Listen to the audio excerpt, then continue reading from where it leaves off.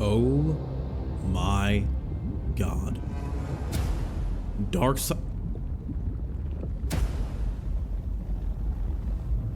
Not gonna lie, I'm not a fan of the editing style that I see for this.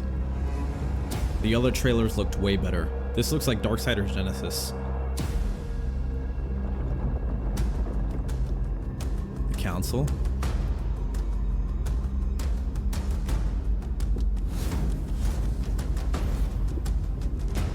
Okay. All right. All right. I'll take it. I'll take it. I'll take it for show. For show. Be prepared to ride again. Okay. All right. You got me. You got me. I'm a little excited. Your 2024 all right, just relax. got No bigger. one cares. No one cares about Six Flags. I'm going to make this short, brief, and simple. THQ Nordic, you have a very specific job to do. Okay? And this is coming from a fan, from a consumer.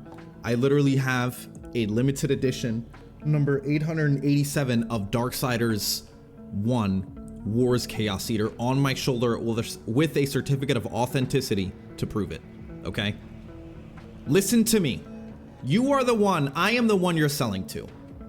Frick the new people, like Call of Duty and Activision does, trying to sell to the new consumers but can't keep the old. I'm the one you're selling to, okay? Listen to me. You have two jobs, okay? Create a story that you are emotional about. Please, for the love of God, if anyone tries to say that Darksiders 3 had an emotional story, I will literally gouge my eyes out with the dullness of this sword. Darksiders 3 was a pretty good game, all right? I'm not gonna act like it wasn't a great game. It's a good game, okay?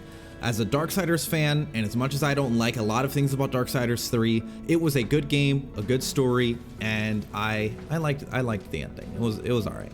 To have an ending like Darksiders 2, a story, a brother that is literally willing to go to the ends of the universe to save his brother War, that he technically doesn't even know if he's innocent.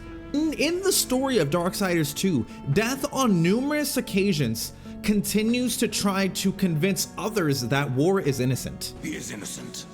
Are you so certain? Darksiders 1, War is asserting his innocence. To hell with your claims. The seals were broken. I was summoned. In every single way possible.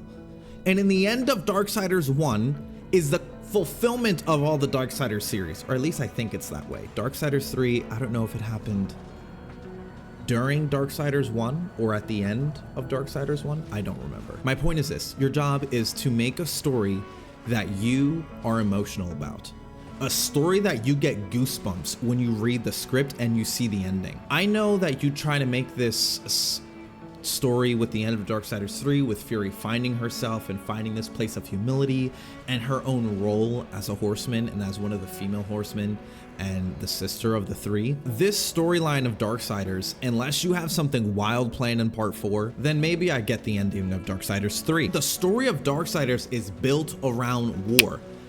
And the fact that the seals were broken, unless you're trying to rewrite the script of Darksiders and expand on the universe of Darksiders, which, forgive me if that's what you're doing, it wasn't really communicated well. I don't think anyone else got that memo, forgive me. The drawing of a Darksiders fan and the core of it is War. It all revolves around War, proving his innocence, and it almost led us to believe at the end of Darksiders 2 that there was going to be a series of games that took part in the releasing of War's bondage or his imprisonment by the Charred Council. We are perfectly okay with seeing Strife's involvement in that. Even I don't know how that would happen, and you did leave a teaser at the end of Darksiders 3 that there's going to be something sequeling Darksiders 3, which I'm also okay for. But please, if you are going to expand on Darksiders 3, please make an emotional story that we as the developers and we as consumers get goosebumps over. That's how it was in Darksiders 1.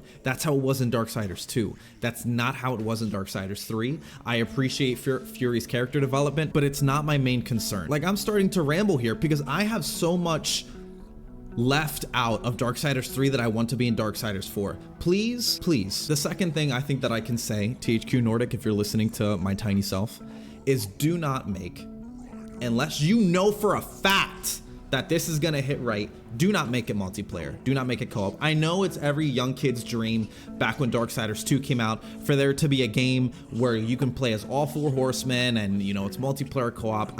Don't do that. Don't do that. It's just not a good idea. It's a cool idea, and if you think you can do it right, I mean, I'm not the game developer. I'm not writing the script. You know what I'm saying? I'm just a freaking fan here. If you can do it, then by all means, I think it would be cool to dish it out, just like you guys messed with Darksiders Genesis. Not one of my favorite, but I appreciate the effort. I want to be immersed in one character.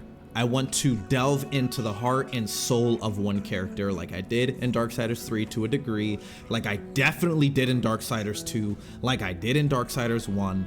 Making it 4-player multiplayer co-op is just gonna ruin that experience. We want to know the individuality of the horsemen. If you wanna come up with a DLC or something like that where they're all multiplayer, sure, whatever, but don't make it multiplayer, okay? This isn't even like, the game could be canceled, you know?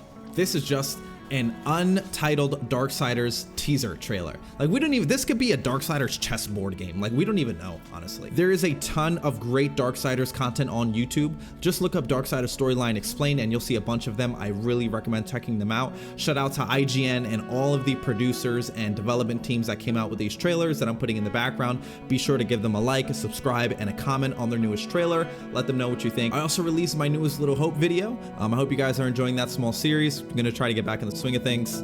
Other than that, I hope you enjoyed this not so quality video.